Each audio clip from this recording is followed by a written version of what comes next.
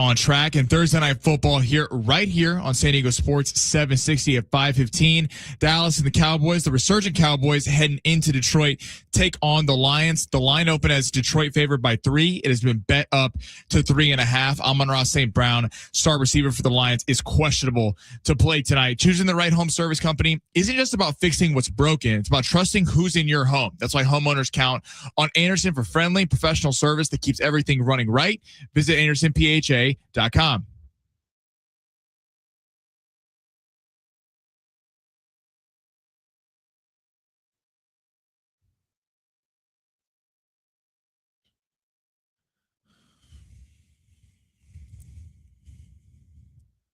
Yeah, let's get it going here on a Thursday. Welcome in, everybody. My name is Ben Fletcher. I got Sammy Long with me. It's a Thursday here, which means we got a great Thursday night football game tonight. The Dallas Cowboys at the Detroit Lions, two teams kind of jostling for position somehow still in the NFC wild card picture. Both of them would still have hopes, I guess, at getting their potential divisions as well. It's a Thursday. We got a lot to get to today. Pete Fiutak is going to be joining the show today. If you don't know that name, he is one of the best voices in the country in terms of college football. We'll discuss the college football playoff rankings, the season that was with San Diego State, and plenty more. I got a question for Pete, Sammy, and I'm actually going to ask you this question right now if you're okay with that. Let's hear it. If there's one team that's going to make the college football playoff this year that isn't the Group of 5 team that doesn't deserve to be there, what is that team? Wait, hold on. So if there's no Group of 5 team, take the Group of 5 team out of this conversation because one of them's going to get in. So who is the team in the Power 5 that doesn't deserve to be in the college football playoff, but we know will be there? Oh, okay. I'm going to go. I don't know if they shouldn't deserve to be there, but Alabama is ranked way too high. That's mine Alabama also. Has not looked great. They had a bad loss to Florida State to start the year. I watched that game against Auburn. Listen, I credit them for winning the game. They should have probably lost that game, and Auburn is 5-6. Like, I get it's the Iron Bowl. I get it's a big rivalry, but Auburn's not a very good team. I don't know how they jump up spots when they barely beat an Auburn team in Auburn, kind of getting lucky on a fumble. What about you? We will ask that same question to Pete Fiutak. Alabama would be my answer as well. I just don't think they've been all that impressive, but I think they get in based on some sort of deal with the devil that ESPN, Alabama, and the SEC all signed. And we'll see if that's the case. But Pete Fiutak will answer that question coming up at 12:30 today. I do want to start off with tonight's Thursday night football game. Before we get there, Sammy, I was just in this big meeting out in the performance studio here at iHeart San Diego. You're up in LA doing some work for one of our sister stations over the next couple of days. But I was in this big meeting, and next week we got the Rady Children's Give-A-Thon coming up on Tuesday and Wednesday. So every year we all get together with some of the families that'll be coming through here. And they give little presentations on what we can expect next week, give us a little bit of background on some of the people we'll be talking to and where some of the money is going that we're going to be raising along with your help, listeners. But during this meeting, one of the families gets up to give a presentation. And by the end of it, I was like, I'm ready to run through a brick wall. Let's get this done. We're going to raise so much money for you and your family, and everything you just talked about is awesome. It was like a locker room speech. It really was. It was like we had Herb Brooks in front of us, and we're about to go face off with the Rooskies. She did such an excellent job, Sammy. And so I'm ready to run. I'm like, sports, let's go. Yes, let's sir. compete. I turned to my left. One person next to me is Big Rich Ornberger, who played in the NFL, who went to Penn State, was a All-American in college, played for 3 different teams in the NFL. The dude is in puddles. I mean, shambles, sobbing his eyes out. And I'm like, Rich, this is next week. We're doing the crying thing. I know. Right now is time for get excited about everything. Lost it. To your point, though, like the Rady Children's going to be in next week, Tuesday and Wednesday. Obviously, amazing cause and people that have real problems and telling their stories, and it's amazing hearing them. I remember last year, I was complaining. I walked in, I'm complaining about someone cutting me off in the line to Starbucks. I'm thinking I have real problems, and then I hear these people. I'm like, Sammy, you're such an ass. I was like, just shut up. Stop complaining about your day to day, because these people, have actually gone through some real stuff, and it's just so cool and important to hear their stories next week. So very, very stoked for all that. I'm sure there will be a lot of tears shed. Look, they're my favorite 2 days of the year. I say that every year, and I mean it. I think this is the 9th Rady Children's Give-A-Thon I'll be a part of. And it's great every single year. The stories are so inspiring, and we're very proud to be a part of it. So stay tuned for that next Tuesday and next Wednesday as we get that thing going. But right now, let's focus on Thursday Night Football for a second. So Cowboys at Lions. Cowboys coming off their biggest win of the season against the Kansas City Chiefs. The Lions, who somehow have fallen back a little bit from the Chicago Bears. The Lions team is not all that different than the Lions team a year ago that won, 12 games, 13 games the Lions did last year. But this year, it's been a little bit herky-jerky for the Detroit Lions, even though they have one of the best backfield tandems in all of football, even though they have Jared Goff, who's coming off a damn near MVP season into this season.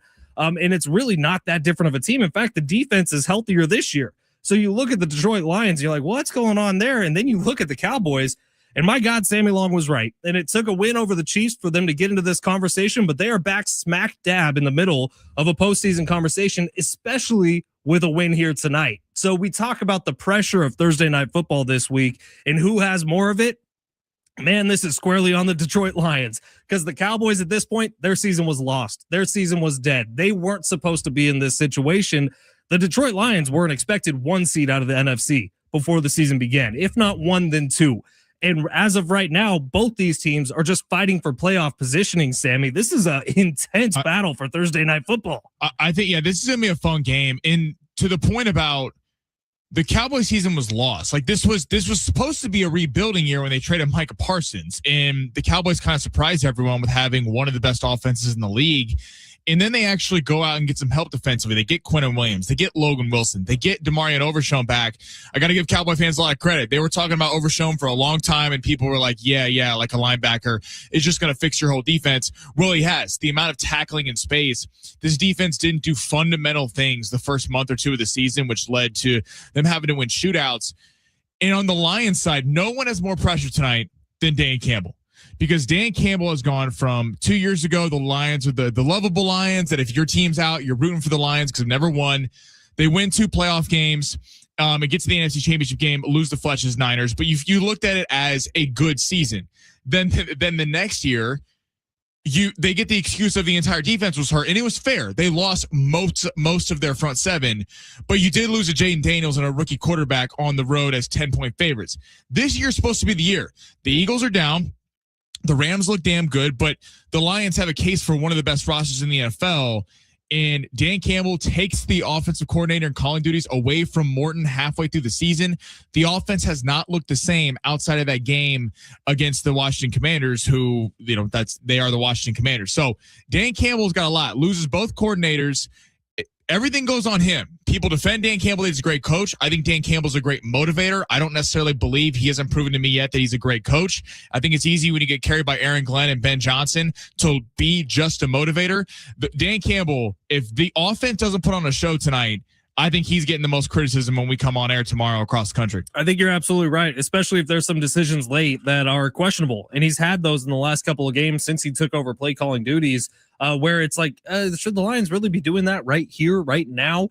But tonight, I do think the answer is pretty easy for Dan Campbell. Lean on the run game. I know that the Dallas Cowboys added Quinnen Williams, but Jahmyr Gibbs is special. David Montgomery is special. They are a great 1-2 punch.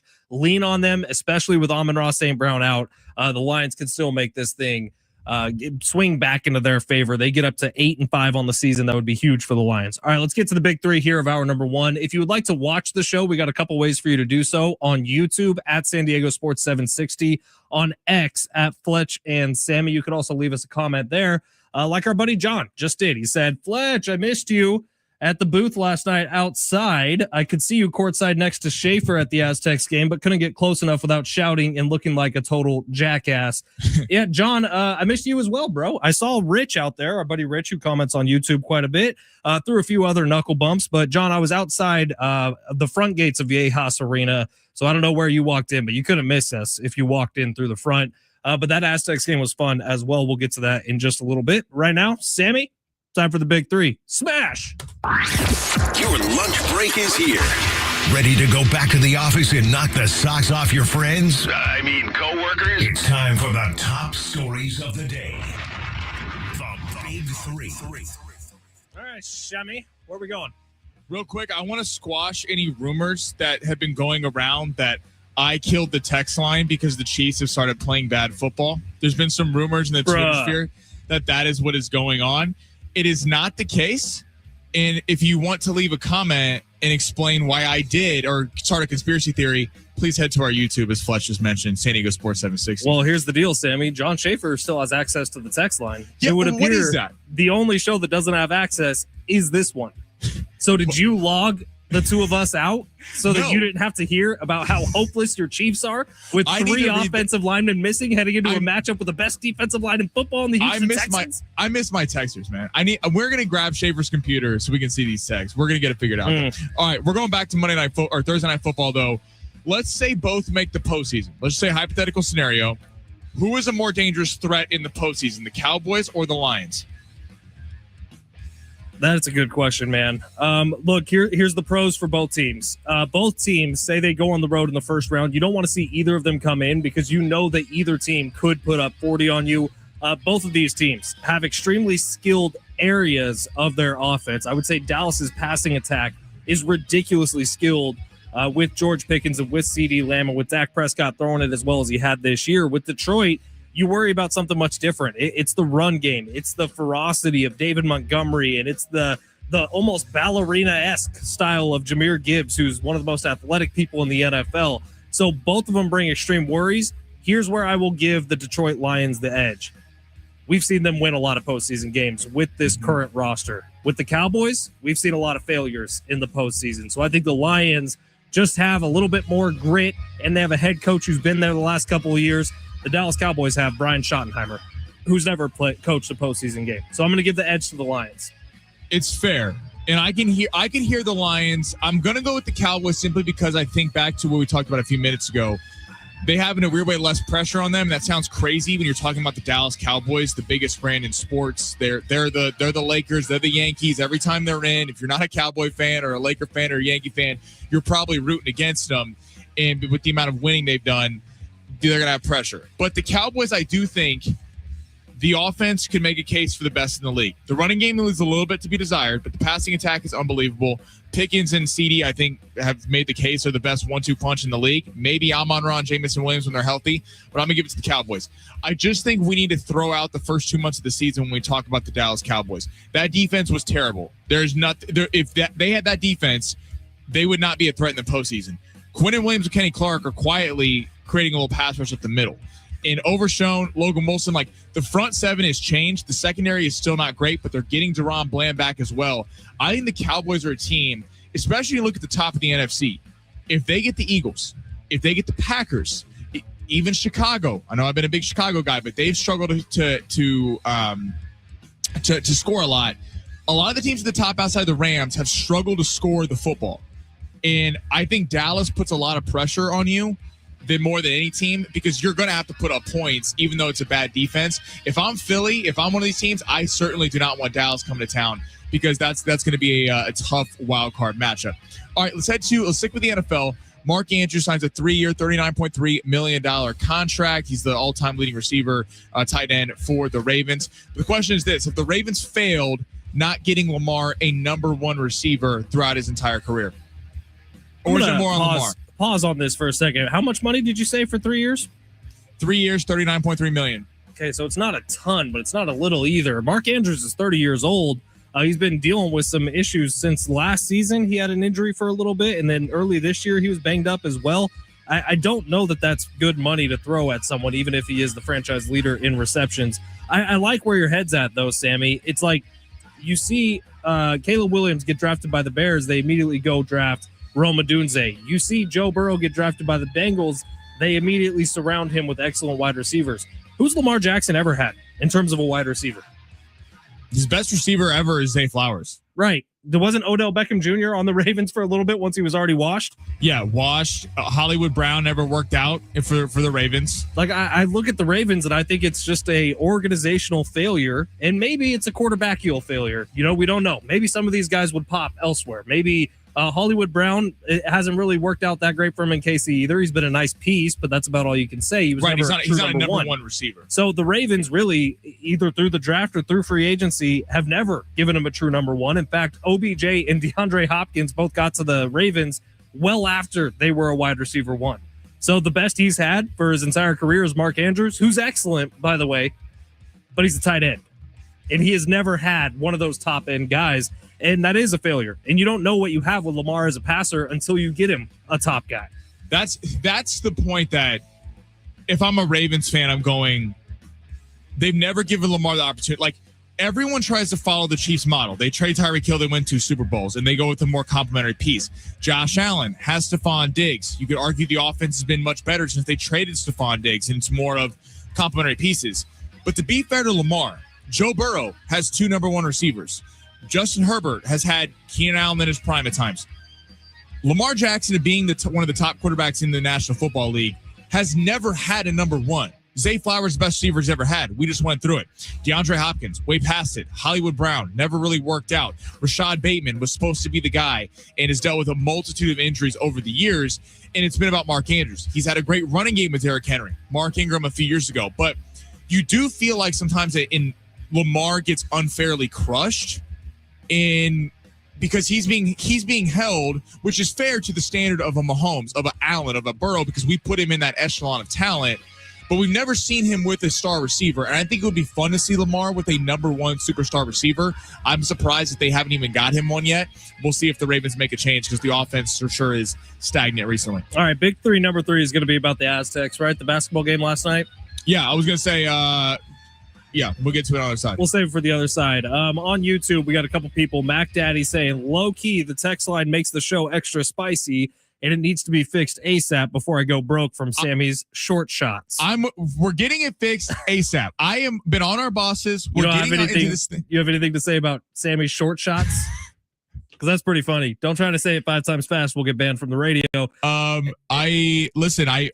Mac Daddy, I appreciate it. We gotta have some faith, but I can't talk because this week has been a tough week for gambling. But again, gambling is like you're on the high seas. Sure. You go through some rough water, but eventually you're going to pull into port and you're going to be able to stop your gold. Okay? And then John here also saying, yeah, not sure what's going on with the old text line. Sammy, release the text line. Stop being a jerk. All right, we'll take a quick break here. Aztecs hoops on the other side. They got a nice win over Utah Valley last night. Let's talk about it.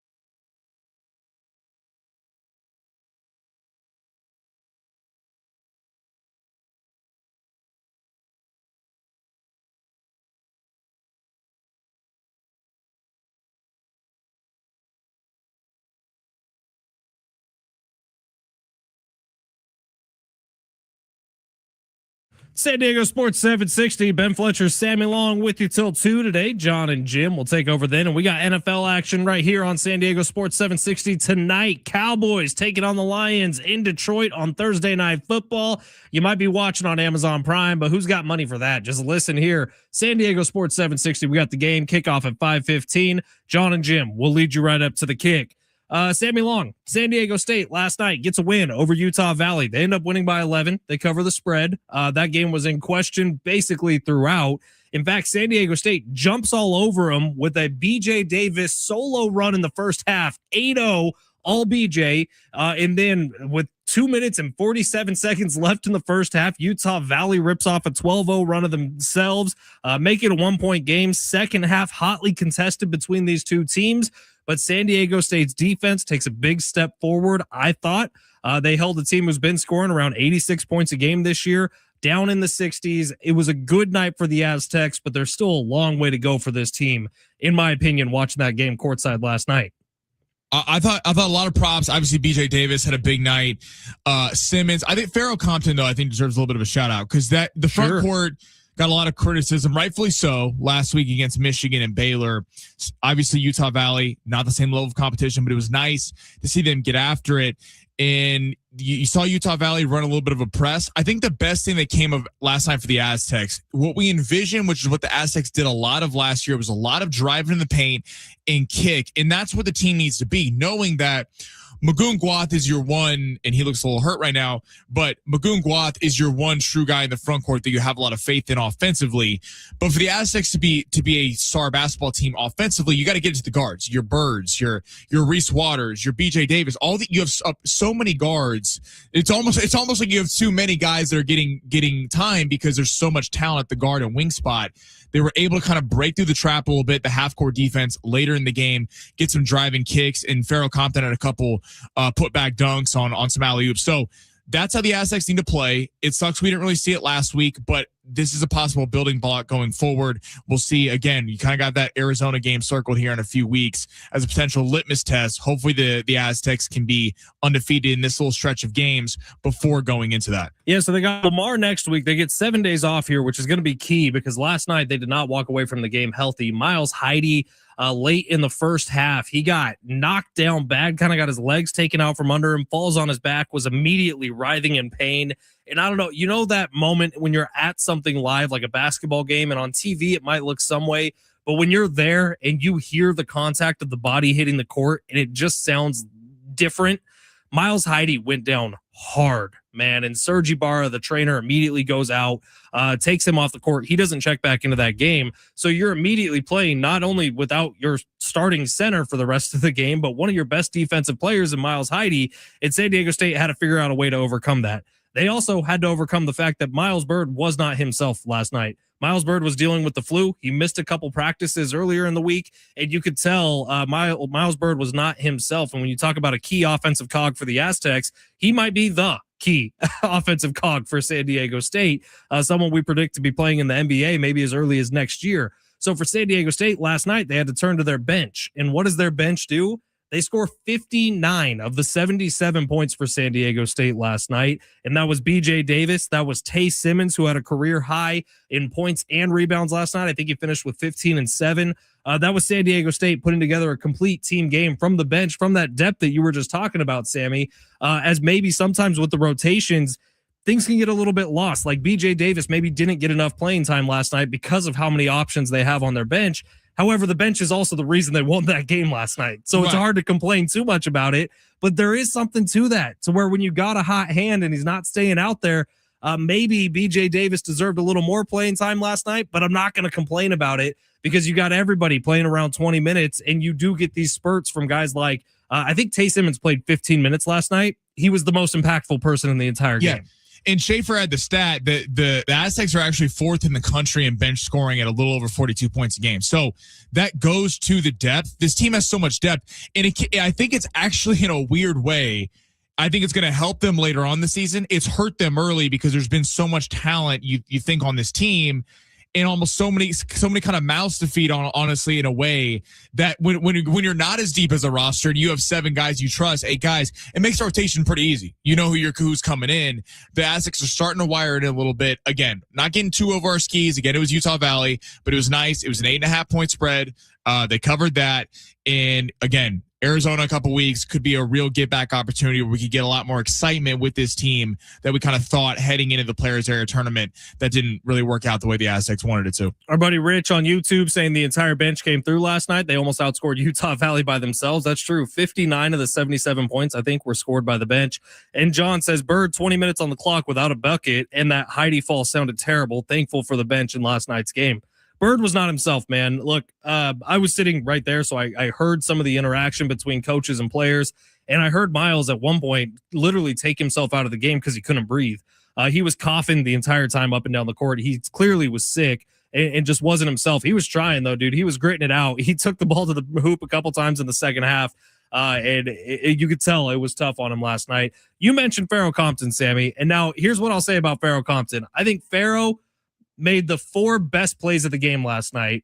Pharaoh Compton also made 2 of the worst plays of the game last night. And that might be what you get out of him. Look, he's a sophomore. He's a true sophomore. He is this freak athlete, but man, sometimes he makes some questionable decisions with the basketball. But take a listen to this. This is the special that Pharaoh Compton that can bring to Viejas Arena. Compton puts it on the floor for Newman. Newman to the free throw line, throws it up for Compton, who stuffs it with 2 hands. Aztecs getting to the rack with those alley-oops. Have their largest lead. It's 11-8. So the reason I play that for you is because in Mountain West play this year, San Diego State is going to be able to feast with 2-man games. Athletically, it's not the best conference this year. The conference is actually down a little bit, which is a detriment to the Aztecs. But in Mountain West play this year, San Diego State will be able to feast with the 2-man game between BJ and Compton, Sean Newman and Compton, Miles Bird and Compton, because simply they're going to be more athletic than pretty much everyone they play in the regular season schedule. And the one thing, getting back to what you mentioned about Miles Bird, I think there's a misconception about Miles Bird's game. Like, Miles Bird is at his best. He's not a pure shooter, and that's not a diss to Miles Bird. Miles Bird, the reason why NBA teams have looked at him is because he's kind of a facilitator, get to the basket, downhill, a little bit of a freight train, but he's pretty athletic around the basket. I feel like so far this season, it's been a little bit more about Bird sitting farther out. There was a stretch there last season during Mountain West play where his 3-point clip really went up, and I think there was a misconception that he's a 3-point shooter, and he's really more of a get downhill to the basket. I'd like to see them kind of become a little bit more that where Reese Dixon Waters and BJ Davis can be a little bit more on the outside shooting. I think if they use him a little bit more as the 3 instead of a 2, it might work more for Bird's game. And Elsie Harrington on the outside too. The freshman shooting like 80% from 3 so far this season. But you're right about Miles. And now even on nights where Miles doesn't score historically, he impacts the game in a big way with steals, with rebounds, with other stuff. And he really didn't last night. And that's how you could tell he was sick. Our buddy John on YouTube saying, was he sick last night? The flu? Yes, that's exactly what Miles Bird had going on. He was dealing with the flu. And so hopefully he'll be back on track next week. Good thing they got 7 days off. All right, quick break here. On the other side, Pete Fiutak's going to be joining the show, college football expert. We'll get to him next.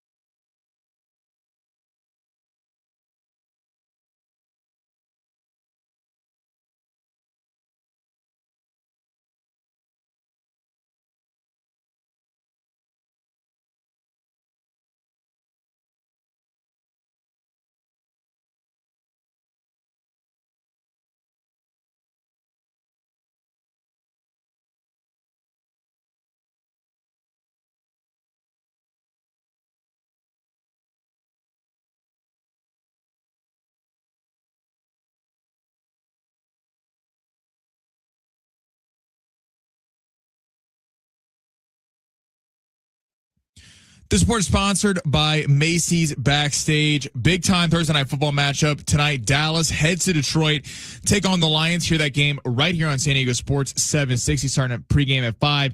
Game gets going at 5:15. Detroit is a 3.5-point favorite with the point total set at 54.5. Star receiver Amon-Ra St. Brown is questionable for the game after getting hurt in last week's Thanksgiving showdown against the Packers. The Eagles star defensive tackle Jalen Carter is out after a procedure on his shoulders. He will be missing Monday Night Football game against the Los Angeles Chargers in LA. Macy's Backstage is a whole department inside your Macy's store where you can find so many holiday essentials, all for under $25 with new arrivals every day. You never know what amazing deals you'll find. Don't wait. Find a location at Macy'sBackstage.com.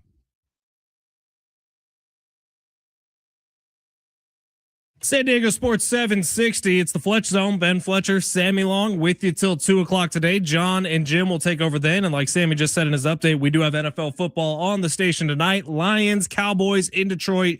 Going to be a good one in determining a lot of what's going to happen in the NFC postseason. But right now we focus on college football as Pete Fiutak jumps on the show. collegefootballnews.com at Pete Fiutak on X. Pete, how are you, man? It's good to hear from you. I haven't talked to you in a while. Yeah, you have to help me out here. My money and my kid are at San Diego State as we speak. What is the problem with the Aztec basketball team? And do these guys have a case of NBA-itis, or why isn't this team just thunder dunking on everybody like it should be? So we actually were just talking about this, Pete. Now, Michigan, who was one of their losses on the year, turned around and beat Gonzaga by 40 right afterwards. Yeah, so I almost take that game out of the conversation. Now, the Oregon game, San Diego State played really well in, and then against Baylor for 30 minutes, San Diego State was in control of that game. The final 10 minutes, Baylor took control. It is what it is. It's going to happen in the college basketball season. Baylor's good, man. Baylor's great. Yeah, but they had no depth. Didn't they have they literally had, I think, 7 guys on that team who could play. But anyway, it's early, Pete. It's early in the season. Talk to me in a month. People care about this stuff when we get to March, and they're like, "Oh, you lost to Troy, the committee and stuff." After they destroy everyone else, but anyway, I'm just. So John talked to Dutcher last night. John Schaefer talked to Brian Dutcher last night, and Dutch was talking about that Troy game, and he was very frank about it. He's like, everyone online, everyone in the world is going to look at that Troy game and say, "You guys suck because of Troy." Good.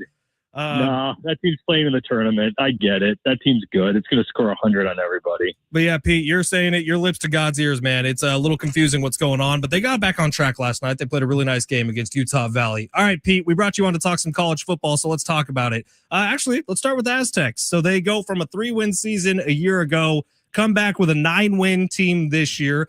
Disappointing how the season ended with the loss to New Mexico and getting knocked out of the Mountain West Championship game. But for a while there, and I don't think it was crazy talk before the Hawaii game, we talked about the potential if they win out as a potential college football playoff team. But when you talk about the turnaround of the program, how impressive was that? Yeah, it was amazing. I mean, it was a nice surprise. Look, after the Washington State game, it's like, oh, okay, well, here we go. It's going to be another disappointing year. They just don't have it. But, man, that defense just kicked it in. Kind of amazing that they think they only had 3 teams off with you're talking a defense that had it's not as good as Ohio State, of course, but that numbers wise was right up there with Ohio State. And they only had 3 players on the 2 deep of the Mountain West all conference teams. I mean, New Mexico only having 1 defensive player on there was wrong too. But yeah, it was great. And the fact that it seems like Sean Lewis is going to still be around, as a Wisconsin grad and Wisconsin guy, I was kind of thinking if, Fickle was going to be fired, that if it wasn't, that it was going to be kind of one of those things where maybe Sean Lewis, maybe, Jason Eck from New Mexico would have been on that short list just because they kind of play like Wisconsin wants to play. But it's really insane that here's the guy who came in with the flash fast, Aztec fast reputation of going 100 miles an hour, keeping teams on their heels. I mean, he made Kent State interesting. And all of a sudden they go from this high flying concept to this slow and stodgy, 1998 Wisconsin Badger pound and defense type of thing. And, look, when you can control things like this, it's great. It also helped that the Aztecs seemed to be able to catch a break by getting everyone's backup quarterback. Now, they had a lot to do with that, but they didn't exactly face a ton of, high octane passers here, especially when they knocked out Eagles and San Jose State. But look, it's great. They're going to go to a good bowl game. It was a great year. And that double overtime was a killer, but okay. At least they were there and had a shot at it. Pete, what do you make of looking at the college football playoff? There's a lot being made about Miami being ranked below Notre Dame despite beating them in week 1. Where are you at with all that? Who are you higher on, Notre Dame or Miami? Well, the problem is they screwed it up, and if they did this right, my piece is going up in like 5 minutes after this, is that if they did this right, Miami should be ahead of Notre Dame now, and they both should be ahead of Alabama and BYU. And they just messed it up. And I get it. Miami lost to SMU and they lost to Louisville, but the great win for Notre Dame was over the 4th best team in the Big Ten, USC, and they're just been annihilating everyone. The problem is that, and I think the College Football Playoff Committee, they're not saying it, and they're being really cagey because they like to leave themselves a few outs, but I think Notre Dame's more than fine if BYU loses to Texas Tech. Where this gets weird is if the College Football Playoff Committee doesn't adhere to the idea of not punishing conference championship losers. Remember last year, if you lost your conference championship, you can only drop so far, and there was like a backstop before. You had to put the conference championship winner ahead of you. But really, remember Penn State was 3 and Texas was 4 in the final rankings, or flip-flop that, whatever it was. And so if that happened, and they're not going to punish BYU for losing the Big 12 championship, well, there's your buffer, because they're not going to leapfrog Miami over Notre Dame, over BYU and Notre Dame in the final rankings.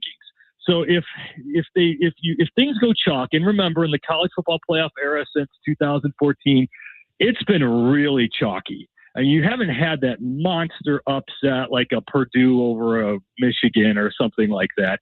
It's been pretty much the favorites blow through this. And I think Texas Tech wins this 52-6 or something. Then Notre Dame's probably in. Miami does have a beef. But the problem is, if you're watching Notre Dame over the last, several weeks, that team could play for the national title. It's a better team than last year. And the last point on this is, everybody has completely memory dumped that Miami loss. It's like, oh my God, they lost by 1 million. It was tied with like 64 seconds to play, and Miami won on a late field goal and held firm at home in August. So again, I'm for the idea of Miami being ahead of Notre Dame, but it wasn't like it was like 31-14 to Florida, 31-17 to Florida State like Alabama lost in week 1, which everyone seems to be blowing off now.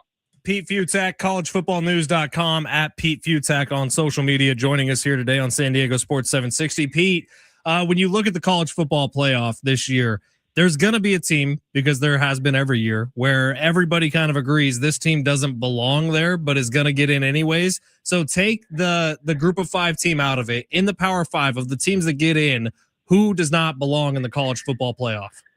I mean, if you're not counting, Virginia, if we're going to do this, I mean, this could get really funky, because if Duke wins, I'll still make the argument that Duke belongs in over North Texas, even though North Texas is ranked ahead of it right now.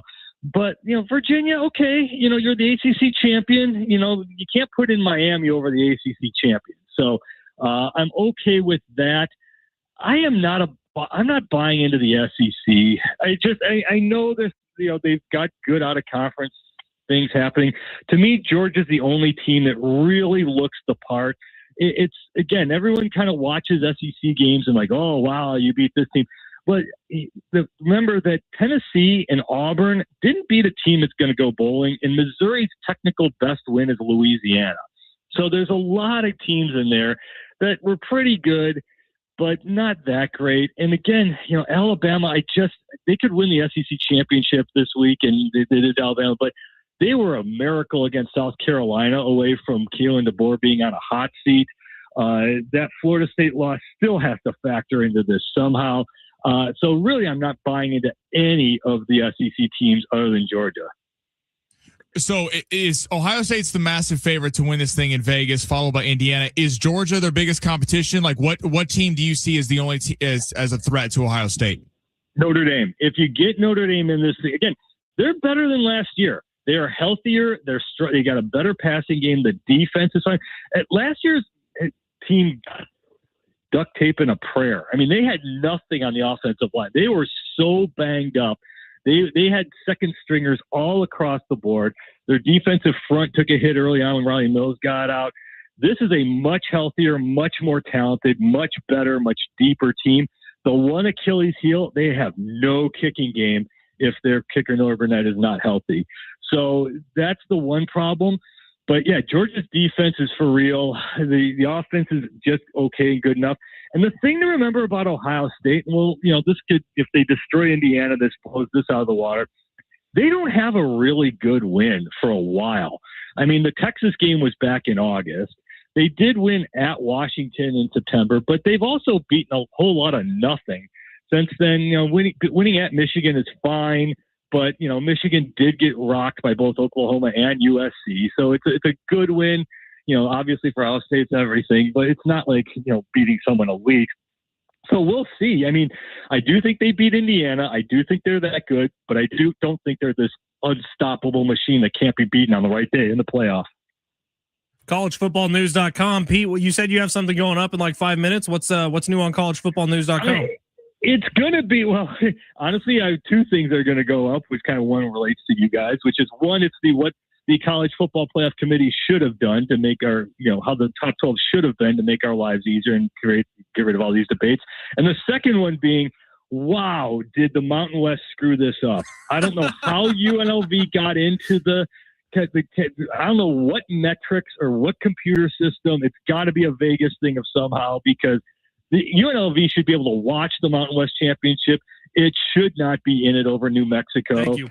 And it's just they royally screw this up. And the other part is lost in this is that Boise State is not the same team without Maddox.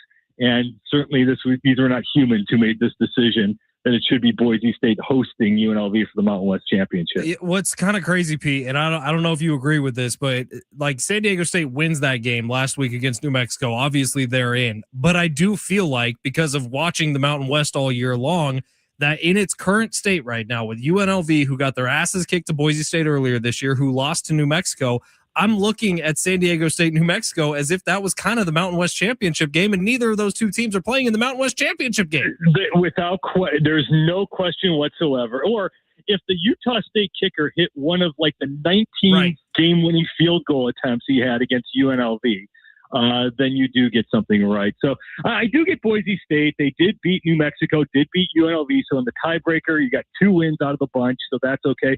But New Mexico did beat San Diego State, and it did beat UNLV. So in the overall tiebreaker, when you got 4 teams, you got 2 of them who beat 2 of the other teams. Well, that should be it. And the fact that, I will still argue that San Diego State's the better team than New Mexico. I mean, but even though they lost, I think double overtime at New Mexico, fine. But it should be New Mexico versus Boise State this week. I think so too. And look, it was 2 weird plays that San Diego State lost to New Mexico on. It was 2 4th and 1s. In the 47 offensive line, keep your guys down. Go on the count. It's not like you're playing in the Thunderdome here. Right. I couldn't hear the snap count. But I digress. Good stuff, Pete. collegefootballnews.com. We'll check in with you soon. Maybe once the college football playoff becomes official. We'd love to have you back, Pete. Thank you for your time. Anytime. You have a good one. All right. Pete Fiutak, one of the best doing it right now, man. collegefootballnews.com. Check him out there. Quick break here. On the other side, long shots. Sammy, we need a winner this week. Are you ready to go? I got one cooked up right now. Good. Football. Save us. Long shots on the other side at San Diego Sports 760 live on the iHeartRadio app.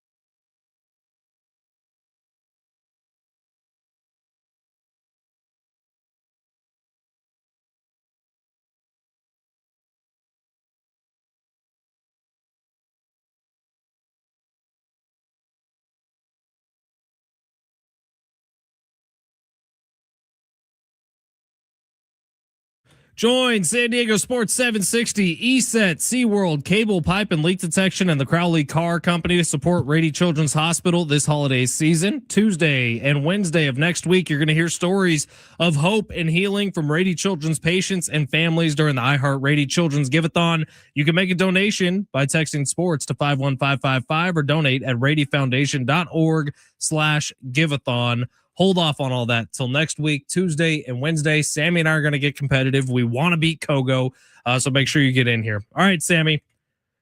We're in a little bit of a dry spell. Last night. No, that's okay. Rich just said it on YouTube. Nickeil Alexander-Walker, 21 points, despite a blowout from the Clippers. Zach LaVine, Ahmed Thompson, I told you, was going to hold Zach LaVine to 2 points. I liked your Cooper Flag pick, came over. Jay Brunn, he's been very kind to long shots. We're not banning Jalen Brunson because he's been very kind. We needed 30 points. He got 26. He was on his way. The Knicks were blowing out the Charlotte Hornets, and he got taken out of the game. Absolute brutal beat on long shots last night. Sometimes when it rains, it pours. And it's pouring right now. I know what can turn this around. A shootout tonight between the Dallas Cowboys and the Detroit Lions could turn this thing around. But, Sammy, it's almost time, if my mouse would work on this computer, to hit your long shots for today, December 4th. Sammy, smash it. You looking for some luck? Want to win big? Gotta play big. You are so money, you don't even know it. Time to take a chance Say that me and his man. with long shots. I'm really gonna need you to get your butt back down to San Diego, Sammy. This whole thing is screwing with me here. I run the board every day. WWE promo there with the counting down the day and everything. Right. I mean, I run the board every single day for another show, but there's just little differences between the two. And I ran this board for like 7 years, and somehow it's all lost in my brain. But Sammy, where are we going long shots? Okay, we have 3 NFL picks, 1 NBA. We're starting with the National Football League.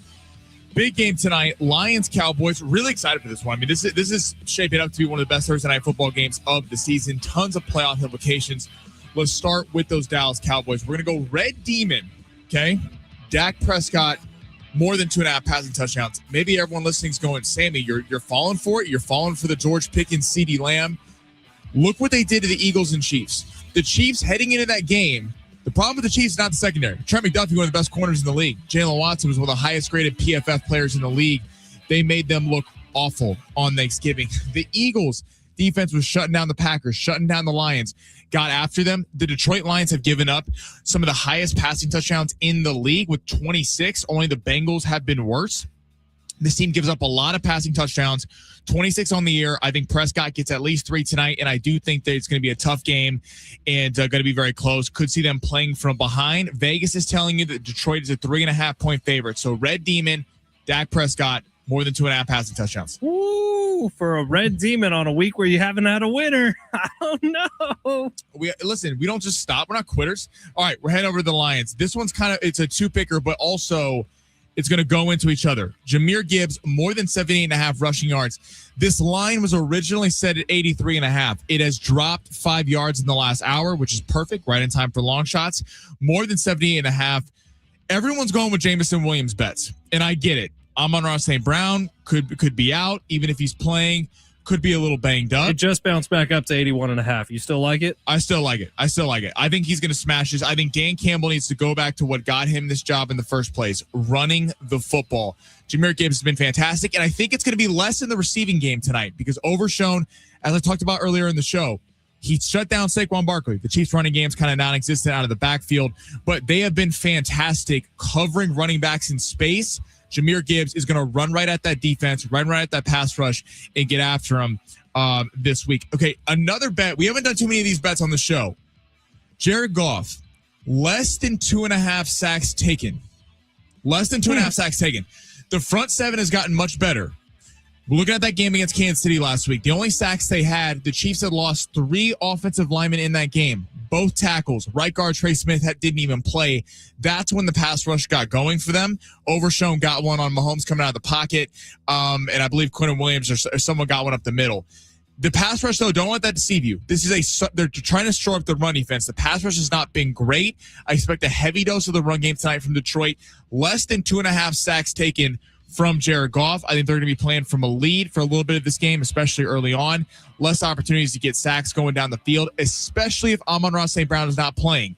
That means we're favoring the run game, a lot more play action, less sacks taken, less than 2.5 sacks taken for Jared Goff. Now, we're in the Lakers-Toronto tonight. Luka is out for this game. Luka is not playing.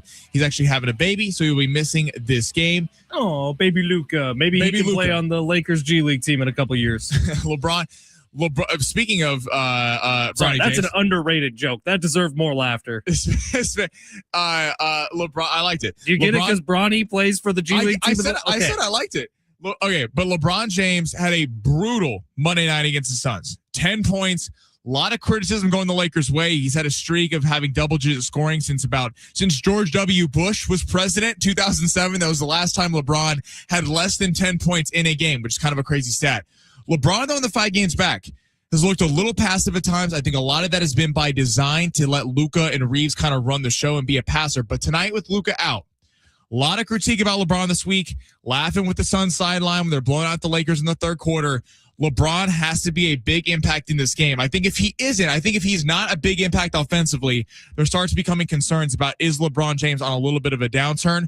More than 21.5 points against LeBron James tonight, or for LeBron James tonight.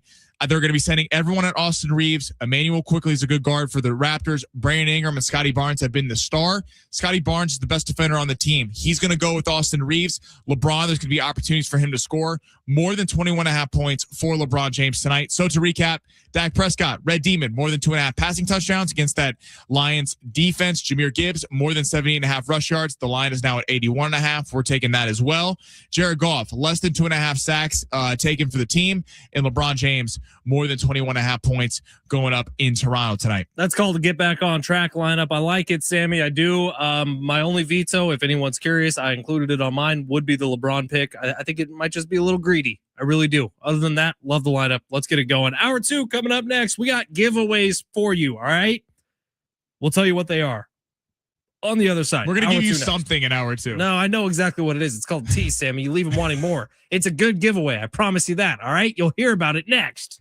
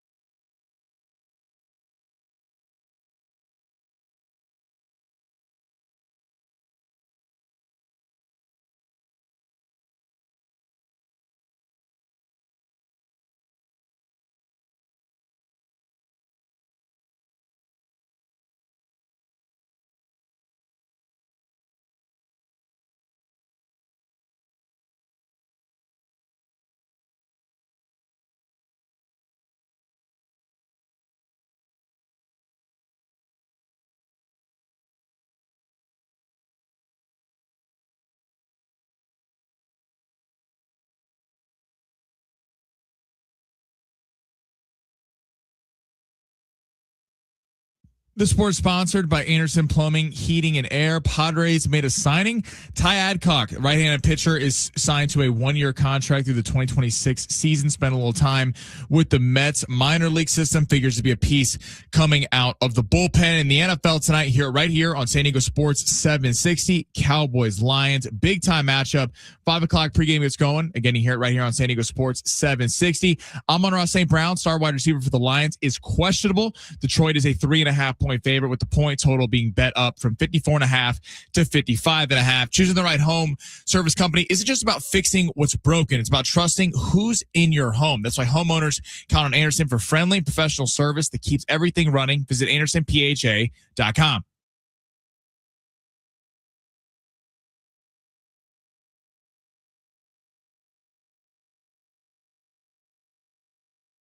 It's hour number 2 here on San Diego Sports 760. Let's get it going in a big way. Padres have saved the 2025-26, or I guess 26-27 Major League Baseball season. Our buddy Trey on YouTube saying, really enjoying listening to you guys during the holiday push. Bear down, baby Ben Johnson era. Oh, FedEx Trey, the greatest, man. Yeah, you know what? If you have a spare moment right now, send a thought, send a prayer to all the FedEx drivers, all the UPS drivers out there, because they are about to be in the worst time of their entire year, as it's the best time of the year for a lot of people. But yeah, I mentioned the Padres have just saved their season. Sammy said it during his update, but Ty Adcock, a pitcher who's been in the Mariners organization and the Mets organization, pitched a total of 23 innings in his career so far, with 19 strikeouts, 4 walks. 4.8 strikeout to walk ratio, giving up 20 hits, 15 runs, 14 of them earned. Fletch. Ty Adcock is a San Diego Padre. What were the odds on Ty Adcock getting a deal before AJ Preller was in Vegas? Did we have odds on that heading into the season? Sammy, I think GTA 6 might be here before we get a AJ Preller signing, and that's a joke I did steal from YouTube. But yeah, it's kind of bizarre what's happening with the San Diego Padres right now. But Ty Adcock, not to be too Jim Russell, but what was your favorite moment of the Ty Adcock era with the New York Mets, Sammy? I'm going to be 100% honest. I don't have one. But listen, if he's a piece, if he can come in the bullpen and help the Padres, I'm going to give the Padres the benefit of the doubt in this regard. I will give them credit for how they develop bullpen arms. Like, that's something I will. I've been very critical of the team at times for how they handle free agency. If they believe this guy can come in and be a piece in the bullpen, I'm all for it. No harm, no foul. It's an extremely cheap signing. It is frustrating sometimes when other teams are making big signings, and we're, not that the Padres are getting Kyle Tucker, but as an example, Kyle Tucker's visiting the Blue Jays yesterday. It's just sometimes you hear all these reports, and it's a little bit frustrating why there's not any big names really coming to San Diego when you feel like they could really push them over the edge. But who knows? Maybe the Padres will pull something out of their hat. It's funny you mentioned the Blue Jays, who've been very active. That's also the new home of Dylan Cease. So here we go. Ty Adcock, he pitched in 2023 in 12 games for the Seattle Mariners. 2024 and 25, he pitched in 3 games per for the New York Mets, and he's made his way to the San Diego Padres. We'll see. Here's what I will say. Ty Adcock, great beard. Excellent beard. Looking at his profile right now. Yeah, I know. Did they get it because they lost Cease? They need some facial hair. Thick. It is full. Ty Adcock, welcome to San Diego, baby. Glad to have you here. You're welcome on the show anytime. We can talk about beard regimens and routines, because it looks like you maintain, my guy. All right, let's get to the big 3 here of hour number 2. Coming up next, Sammy, I got a little bit of a pickle I'm in here as we're getting ready for the holiday season. The Christmas season. Hanukkah season. I have something that is going to be happening on January 11th, which is when the postseason of the NFL begins. Playoffs. Right. I may be missing some of the NFL playoffs. You've come to the right place, because family members in football is something I am very familiar with dealing with. I'll tell you about that in 10 minutes. But first, Sammy, let's get to the big 3 here of hour number 2. Your lunch break is here. Ready to go back to the office and knock the socks off your friends? Coworkers? It's time for the top stories of the day. The Big 3. How about this? Our buddy on X, Jorge, saying thanks for the shout out. #UPS. We are the home for any delivery driver here in San Diego. This is the show you listen to, because I order from Amazon all the time. There is a package arriving at my door daily. Sammy, by the way, I've always been extremely impressed with like UPS drivers. How like I I get anxiety when I see those kind of trucks because it's so impressive how UPS drivers don't hit cars. Like, I know that sounds dumb. I would be a horrible driver of that. Like, I would be running into way too much stuff. So shout out to all our UPS drivers keeping the world going around. I haven't even talked about this publicly yet. I'm realizing right now I got backed into in a Home Depot parking lot this past weekend. Wait, really? Yes. So it was a hit and run, by the way. The person ran. I have not exchanged insurance information. No with note. Or do we? I was in the car when this happened. So Wait, hold on. All right, here. Let me set the scene. Okay. I was in the Home Depot parking lot on Saturday, and I was waiting as somebody was pulling out of a parking spot. I was being courteous. I saw him start to back up when I made my way into the lane. And when that car started to back up, I slowed down because I said, you know what? It's the holiday season. I'm going to give the right of way to the guy who's giving. Yes. So as he's backing up, all of a sudden, I get hit out of nowhere. And it was on my driver's side. It was the person who clearly just didn't look in their rearview mirror before they started backing up. And so they run into the back of my truck. I pull into the next open parking spot. I get out looking for the person who just hit me, and I see them hauling ass out of the parking lot. And before I could get a picture of their license plate, they were gone. So it's whoever that funny was, because I heard Jim Russell dinged his car over the weekend in a blue Honda. I will find you and we will have words, okay? Home Depot parking lot this past Saturday, blue Honda. I got my eye out for you. I think the license plate started with an 8. Gotta go get those security tapes, dude.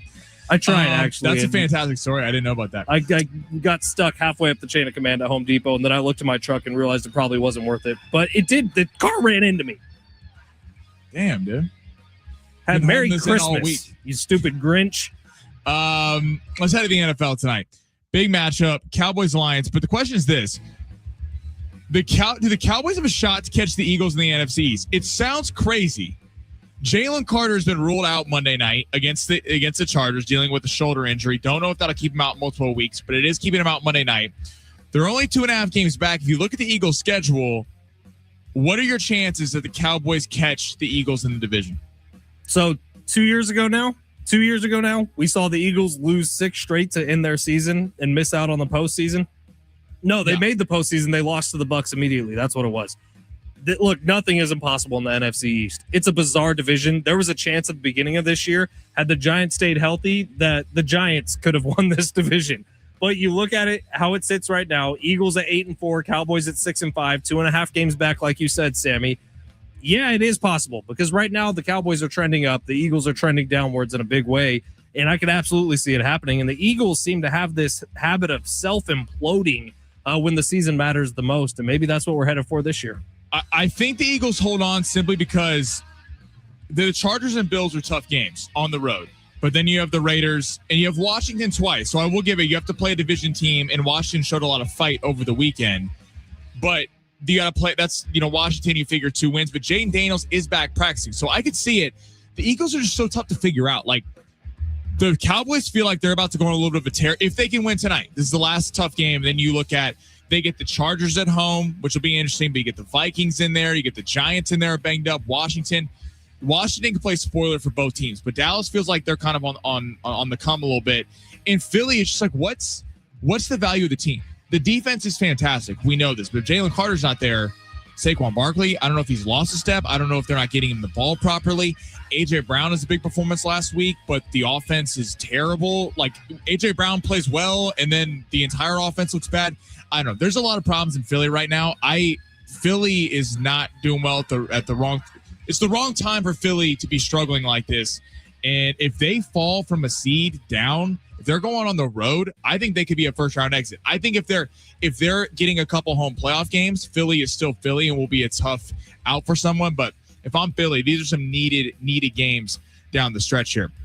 All right, let's go to the NBA. So one of the biggest stories of the day yesterday, Giannis Antetokounmpo possibly requesting a trade. He actually got hurt last night. He hurt his right calf in a game. Okay. Yeah, well, I saw the play, Sammy. He did nothing, by the way. This was after the play was over. He took like 3 steps and immediately went down. And this was at the very, very beginning of the game. Are we buying that this is a real injury? I think this is, hey, your agent going, your calf's hurt tonight. Yeah. Literally, the play to set this up for people, I think it was a missed layup. No, it was a made layup by the opposing team. and Giannis kind of tips the ball back to whoever's going to be inbounding it, and then immediately takes 3 or 4 steps as he started to jog down to the other side of the court and just falls over and grabs at his calf kind of half-heartedly. It's like he forgot which calf he was supposed to hurt at some point and then checks out of the game. No, this is not a real injury. This is fake. But looking at Doc Rivers said last night, there's been no conversations about Antetokounmpo leaving. Said he loves Milwaukee and he loves the Bucks. But the question's this: there's been a lot made about a narrative that small market teams, especially in baseball and the NBA, that might not be able to recruit superstar talent because in the NBA you get all paid the same. The small market teams should hold on to their players and not trade them. A lot has been thinking about the Bucks should not be trading Giannis because they're never going to get a player of Giannis's caliber again. Do you think this kind of case holds water, or do you think if you're the Bucks, you should be trading him, trying to get as many prospects back as possible? Look, I look to what the NFL has done, and the NFL has done this better than anyone. Green Bay is not a big market. In fact, it's a very similar market to Milwaukee, which isn't small, by the way. It's just kind of a less than desirable place to live in this country, unless your name is Ben Fletcher. I actually love Wisconsin. But you look at it, and I see what people are saying, but my answer would be this: be better as an organization. Like the Green Bay Packers have one of the biggest, most devout fan bases in all of sports, and they've been able to do that with Lambeau Field being in snow for half the season. So I look at it, and I'm not going to blame the small market or play that game or owners aren't rich enough in certain areas. BS. If the player wants to stay there, it's because you've done a good enough job cultivating the relationship. And unfortunately, in the NBA, for the league as a whole, players have too much power. And if Giannis wants to leave, he could have left 2 years ago. So I don't really think it's the market that's the problem. It's that the NBA has ceded so much power to the players with player mobility at an all-time high. You're right, Milwaukee, if you lose out on Giannis, you'll have to wait for another draft where you're lucky enough to be picking at the very top. I think that the whole small market thing is nonsense. Let's look at Major League Baseball. Let's look at Shohei Ohtani. The Angels knew they were going to lose Shohei Ohtani, and they pulled this BS of, well, you can't trade Shohei Ohtani because of what he brings in marketability wise and all this stuff. If everyone knew he was going to the Dodgers. Like that was the worst kept secret in Major League Baseball. The Angels could have traded him the Dodgers the season before, taken the entire farm system of the Dodgers, and actually have been somewhat relevant. No, are you the brand of Shohei Ohtani? Are you the brand of these guys? No, but you're going to lose him anyway. The Angels lost Shohei Ohtani to their crosstown rivals for nothing. They got nothing back for 3 more months of baseball, and they didn't even make the playoffs. It's insane. Like, they could have taken everything from the Dodgers in terms of young talent. If I'm Milwaukee, you're going to lose Giannis at some point. And if you keep waiting years, it's not like this team's 1-5 without Giannis playing. They're not a contender in the Eastern Conference. They're not one of the top teams looking for a title. Trade him to the Spurs. Trade him to the Knicks. Trade him to the Lakers. Whoever's going to give you the best package to get some stars back, some young talent. If I'm calling the Spurs, you get Dylan Harper. You get Stephon Castle. You get guys to build around in draft picks to where maybe in a few years you are kind of an up-and-coming team in the Eastern Conference. But just holding on to Giannis because, he sells tickets. Like, outside of the business side, it's terrible for the future of the direction of the franchise. The blueprint's out there. OKC had Paul George. They move him to the Clippers. They get a guy named SGA, who is the MVP of the league just a few years later, and a bunch of draft picks. So we're now OKC. They have 2 or 3 first-round picks again this year? They have multiple first-round picks for the next 3 to 4 seasons, something like that. The blueprint's out there. You can move Giannis and get something similar in compensation back your way. It's crazy to me that they haven't done it already. But last night, fake injury. It's going to happen sooner or later. All right, coming up next, we got a serious problem here. We're going to need YouTube's help. By the way, YouTube chiming in on me getting backed into is hilarious. We'll read some of those comments on the other side as well. But there's a chance that because of family, I'm going to be missing the first round of the NFL postseason. Oh, no. I'll lay it out there, get some advice on the other side. It's San Diego Sports 760 live on the iHeartRadio app.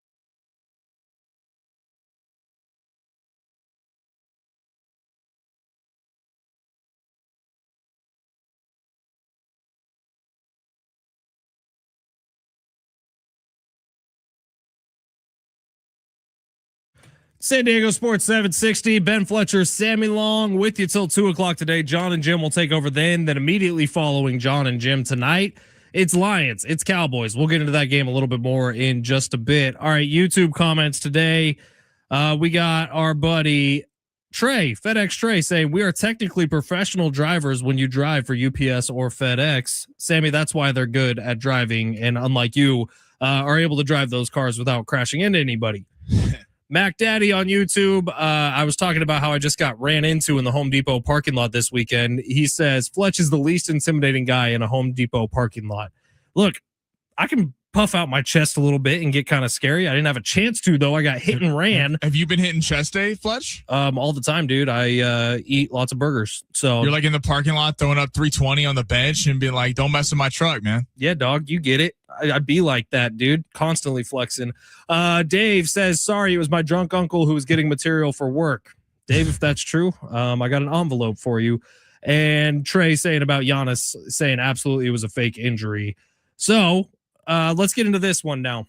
So, Sammy, January 10th and 11th are big days. You want to fill in the people why? It's the NFL playoffs. You don't do anything except watch football. It's the first round of the NFL playoffs. Now, January 10th, San Diego State basketball has an 8 o'clock home game against Fresno State. 8 o'clock should be in safe harbor for the most part. That should be moved. Well, maybe, but 8 o'clock. 9:30. I'm going to start a campaign now. That needs to be like, let's 9:30 p.m. tip off. Yeah, it's listen, the players want to watch football too. Like the ratings will be bigger for San Diego State if they move it an hour and a half. Okay, well, whatever the case may be, I'm out of commission that night because I'll start pregame coverage that night at 7 o'clock. So my fingers are kind of crossed that the 49ers don't have a postseason game that night at that time. But if they do, I'll make it work. All right. Now, the problem is my wife texted me earlier today, Sammy, and said, hey, what are you doing on January 10th? Do you want to go see our nephew who's going to be in a play that night? Oh, God. And I said, well, I got to work. San Diego State has a game. I also, in the back of my head, knew that's also the first round of the NFL postseason. And so January 10th is a big day for me. And I said, can't do it that day. I got Aztecs. So that was kind of my excuse to get out of it. She understood that. And I was like, but darn, really want to go see that play, trying to win some kudos, some bonus points, you know? She responded, said, oh, no worries. Sunday at 1 o'clock, there's another show. We can go to that one. And I said, dude, so you're not going to like this, but the Niners might be playing that day. We won't know until the season comes to a close. And that's also the first weekend of the NFL postseason. She did not like that answer. So I am going to this play on Sunday, dude, January you have the 11th. perfect excuse of all time. You're a sports radio host. You have to watch the games to be able to talk about it. Sammy, you're not married. You don't understand how scary wives can be. First off, the boys have already planned a Miami trip for one of the weekends in January, and we've already got this completely scheduled out. We're not doing anything during the day except watching football, and then the nighttime, when all the games are done, even on the East Coast, is when we're all going to go out. Like, we've already had the schedule, the NFL playoff schedule designed for the East Coast. You got to think ahead of this, dude. Sammy, I've thought plenty ahead of this, but my wife doesn't know when the NFL playoff games are, nor does she care. And you, 23, single, on the prowl, looking for people, you can do whatever you want with your free time in your life. I don't have that luxury. First off, this is very easy. So you know what I did? I responded to Kendall and said, sounds great. We should go find somewhere fun to eat beforehand because it's not worth fighting this battle. So wait, not only did you lock yourself into a play, then you said, let's go eat before, which is going to take up even more time. And where is your nephew? Where does he go to school? Or like what area? City? Up in Long Beach. But okay. I already had that. So you're going to have to that get part's figured out, Sammy. We're going to a sports bar, so we're all good there. Well, you have fun. I'm going to be watching football. I can't believe that. First off, you backed yourself into this. Ow. You just have to put your foot down and say, I am a sports radio host. I have to do my job. You want me to give you Kendall's phone number and you can try that one out? I'm going to be watching, so it doesn't really bother me. I will be informed on the game. See, this is I already talked about what happened in Thanksgiving. I told my family I wouldn't be there. Hang on for a second, Sammy. To my friends on YouTube who are married, can you explain to Sammy why I'm in a lose-lose situation here? And no matter what I do, I'm not gonna not see that play. What you should have said was that the Aztecs were playing in a weekend tournament. She doesn't know the Aztec schedule. Correct, but YouTube friends, help me out here and make Sammy understand that what Mrs. Fletcher says is going to be what goes. I told my family. They were frustrated, extended family. I got in this on Monday. They said we're eating during the Chiefs game. I go, that's fine. I won't be at Thanksgiving. I'd rather watch a Chiefs game than sit with all of you. Like, it's a fact. I'm sorry. I know that can hurt some of your egos, but I've heard every story we're going to tell at Thanksgiving dinner. I know everything that's happened. I know about, all the family old stories that we're recapping. My dad and I made it abundantly clear. I don't miss Chiefs games. Like, you better be going to the hospital needing to get resuscitated for us to be missing a Chiefs game. Here's the thing. I'm just going to cross my fingers and hope that the Niners don't play on that day at that time. Well, you might get your wish if they bottom out here. Oh, shut up. They're going to make the postseason. They got much better shots than the Chiefs do right now. But we'll see. So that's the predicament I'm in. Help me out, YouTube. That's it. Well, that's San Diego Sports. First off, YouTube can't help you out. YouTube and I are trying to tell you just have to put your foot down. You didn't do that, so now you're screwed. Like, I don't know what to tell you. I might be screwed. Like, you should have said no. This is just unfortunate. So I'm going to be seeing my nephew play in Shrek the Musical. Here we go. All right, it's San Diego Sports 760. Trey agrees with me. Thank you, Trey. Says put your foot down. Trey's also 26 years old and single. Trey, you're just in a different phase of life, Trey dude. and I have ideas. We're trying to help you out. You ask, it's very simple. I can't make it that day. Why? No reason. Can't make it. End of story. Again, do you want my wife's number? You could try to tell her that, and then you will feel the fear of God put into you. The lightning will strike down like Thor's almighty hammer. Even the parents of a kid don't want to be at their school play. I was in school plays. I didn't want to be there. They're awful. They forget the lines. It's basically you're just reading it from a sheet of paper. Listen. Sir Will 619 on YouTube saying women don't forget. That's right, Sammy. If I don't do this, you know where I'm sleeping for the next month? Not in my comfy bed. Nuh-uh, not a shot. All right, it's San Diego Sports 760. Quick break here on the other side. We'll forget about what's happening in like a month and a half with the NFL postseason. We'll focus on what's happening tonight, which could have a huge impact on the NFL postseason this year. Can you watch the game tonight, or do you have prior commitments? I will be watching the game tonight. Don't you worry, Sammy. I got a big tri-tip in the fridge right now, marinating. That's going to go on the grill as soon as I get home, and then I'll be eating tri-tip sandwiches as I watch the football game tonight like a true red-blooded American. I cannot wait for it. It's San Diego Sports 760. Let's get into it. Lions, Cowboys, a game that'll be heard on this station. We'll break down the matchup coming up next. It's San Diego Sports 760.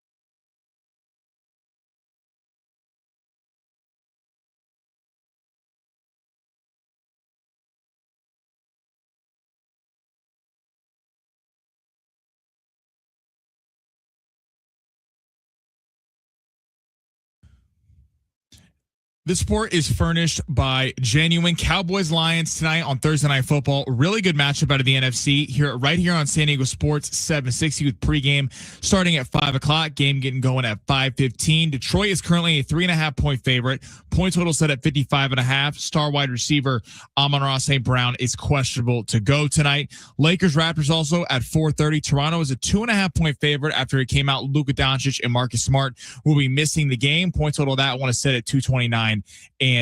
The support has been furnished by Genuine.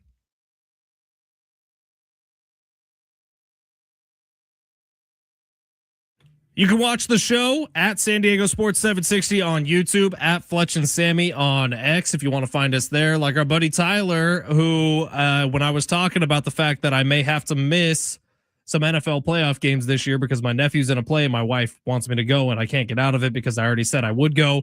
Tyler says, even better if you get relegated to the couch because you tell your wife you don't want to go, more time to watch sports on TV. Exactly. Thank you, Tyler. It's a very healthy mindset, Tyler. Thank you for your input on the matter.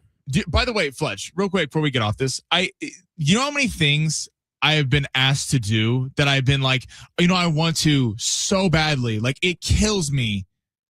But I have to for my job. I have to watch sports. I have to sit here so I have something to say on the radio tomorrow. That excuse worked for like the first 3 or 4 years I was in this job. But now the further I get along into it, the worse it goes every single time. And sometimes you just got to pick your battles.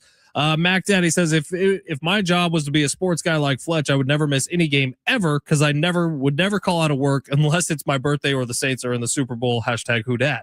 Do you know what Fletch said to me during the break? Is he said that he wants to give one here for the first round in case the Niners advance deep in the playoffs. Then he has some ammo banked. And it's going to be hilarious when Purdy pulls a choke job in the first round of it. And he's been saving all this ammo and you don't even get to watch your team in the postseason because this imaginary facade of a deep playoff run that you think the Niners are going to go on. I don't know where you're getting it. If that's the case, I think I'd rather be at Shrek the Musical if the Niners choke it away in the first round of the postseason. I'll be honest. I've lived through too many heartbreakers. I was there for the Kyle Williams muffed punt against the New York Giants. I was there for the Jimmy Garoppolo overthrow of the Emmanuel Sanders potential game-winning touchdown against the Kansas City Chiefs. I was there when Kyle Shanahan left Hassan Reddick completely unblocked to destroy Brock Purdy's elbow. I've been a part of too many heartbreaks in my 49er fandom that I don't know that I need another one, but I would love to watch them in the postseason. But maybe in the first round, that's just not to be because my nephew is starring in Shrek the Musical. I don't even know who he's playing. I hope it's Donkey. I hope he's at least a good character. He's going to be like a tree or something. You're going to be up there watching him sit there in an outfit. You're going to be like, what the hell am I doing? You're probably right, Sammy. You're probably right. Look, it may be a mistake. It's a mistake I've already made. It's a mistake I have to live with. And unfortunately, my married friends on YouTube in the listening audience will understand sometimes you just have to pick your battles. And this is not a battle I was willing to pick. And in that way, there's a slight little victory for me in that battle. When you just sometimes decide not to even pick up the sword in the first place. All right, Ben Fletcher, Sammy Long with you till 2. John and Jim take over then. John and Jim will lead you right up to kickoff tonight between the Detroit Lions, who are hosting the Dallas Cowboys. Tons of Cowboys fans listen to this show. I apologize. As long as I've been suffering, you've been suffering even longer if you're a Dallas Cowboys fan. Maybe this year changes that. The Cowboys are getting hot at the right time. The Lions have had this herky-jerky season. All that leads up to this tonight, which ends up being a massive game. Lions have 7 wins on the year so far. Cowboys have 6 wins on the year so far. I guess the hope, if you're a Cowboys fan, is that tie against the Packers doesn't come back to bite you in the ass, which it very well could. But tonight feels like a massive game to determine parts of the NFC postseason. And I'm just glad Al Michaels gets a good one here towards the end of the year. Aren't you, Sammy? Definitely. Yeah. Al Michaels is the greatest. This game is really fun tonight. Like, because both teams have major question marks. The vibes around the Cowboys are obviously high. You beat the last 2 teams in the Super Bowl the last 2 weeks. And if you win this game, you look at the remaining schedule. You got the Chargers on there. You got the Commanders, the Vikings. Like, there are a lot of winnable games. They're going to be favored in every single one of those games. That Charger game is in Dallas. The Lions have a lot of this is a massive game. This is one of the biggest games for the Detroit Lions in years because we got into this earlier. Year 1, they beat the Bucs they beat they beat the Rams and they beat the Bucks and then they lose to the Niners. Last year you have the excuse of injuries, but this roster is paid. Like Amon-Ra St. Brown's paid. Jameson Williams about to get paid. Jahmyr Gibbs about to get paid. Jared Goff, there's a decision coming up. Is he the franchise guy? Are you going to re-up him? Aiden Hutchinson already got paid. Like this team is set. This is what this team is. And gone are the Amon-Ra on a rookie contract, Jameson Williams on a rookie contract, Gibbs, all these guys where you're kind of able to pay the exterior. Is Dan Campbell and this crew good enough to get it done in Detroit? Understandably, they're the favorite, 3.5 points. This would be a gritty win if they win it without Amon-Ra. He's not playing. The biggest question though tonight is Dan Campbell. Like Dan Campbell was this guy that everyone fell in love with at the head coaching spot. Supposed to be one of the best motivators in all of football.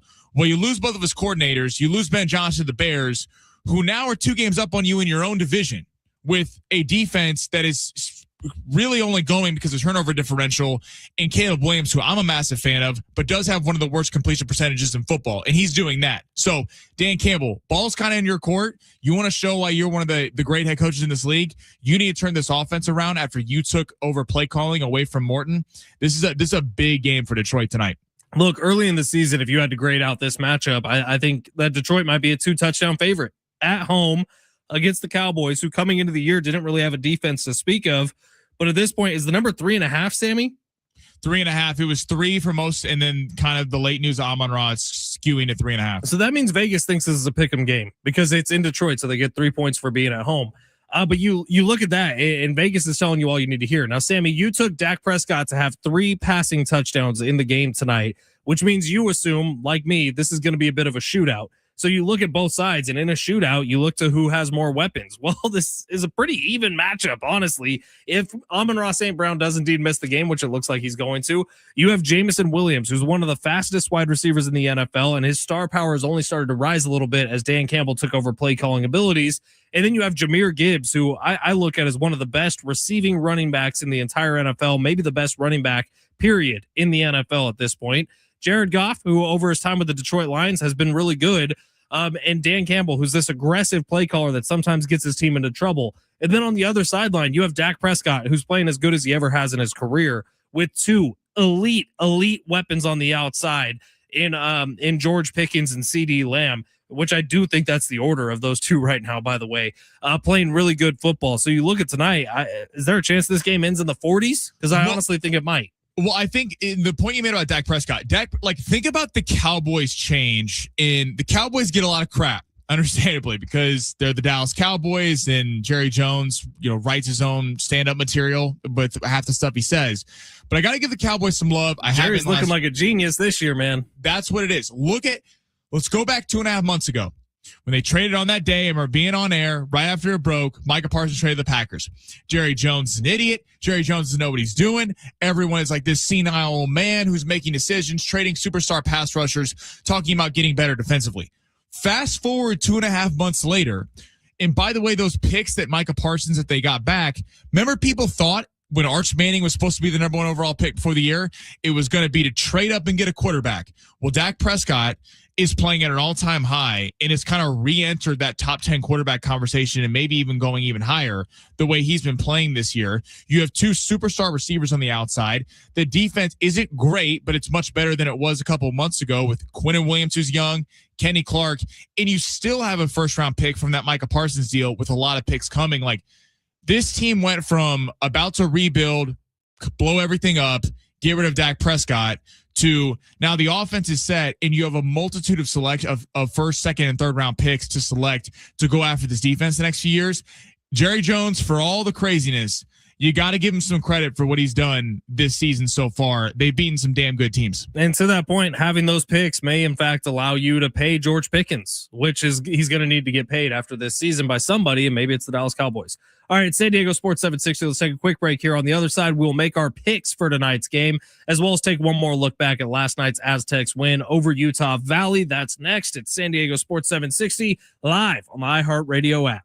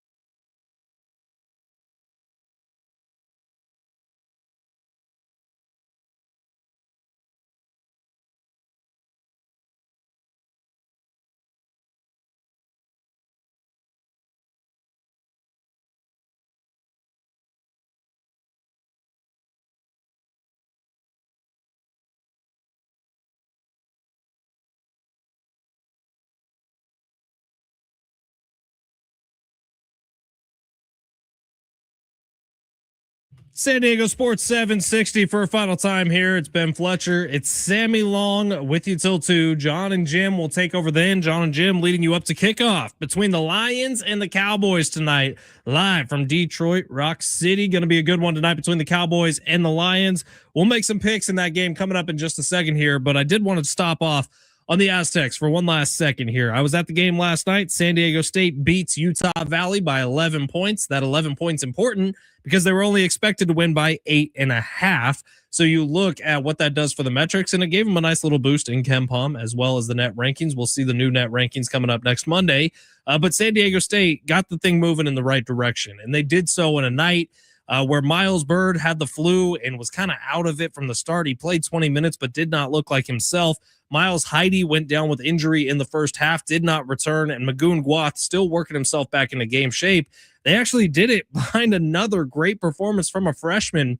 Tay Simmons and LZ Harrington have been the story of the season so far for the Aztecs.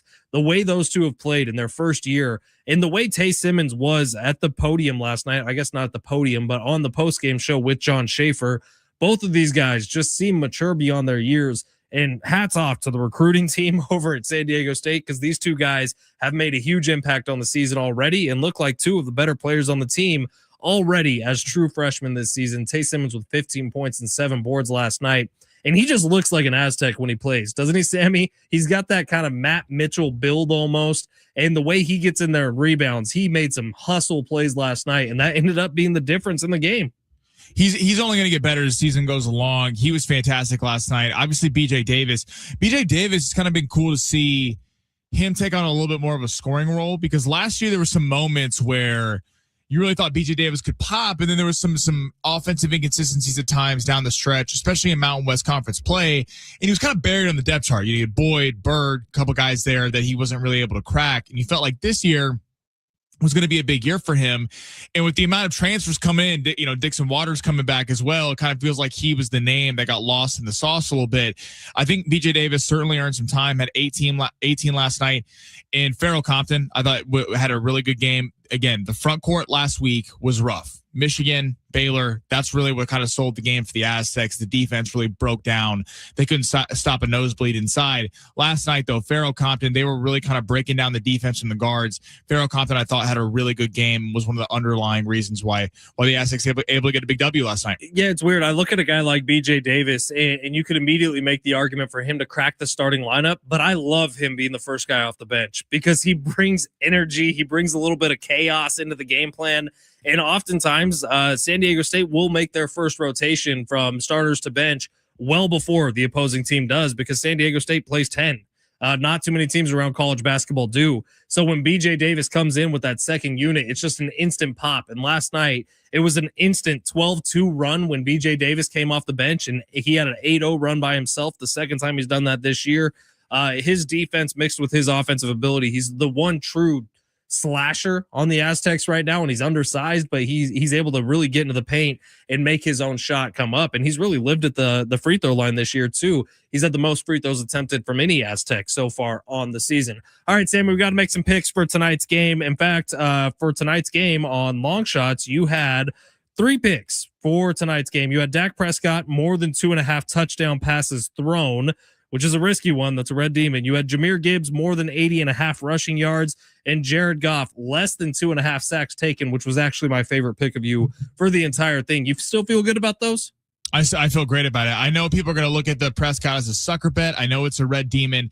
I just feel like this offense is a bit of a flow right now. I think it is going to be I think it's going to be a big game from the Cowboys. And again, 26 passing touchdowns given up by the Lions. They've been susceptible in the back end. They're going to have opportunities downfield for some big plays. All right, give me the over under and the spread on this one. So spread 3.5 and bet up from 3 in favor of the Lions. Total was set at 54.5 is where it opened. It's been bet up a point to 55.5.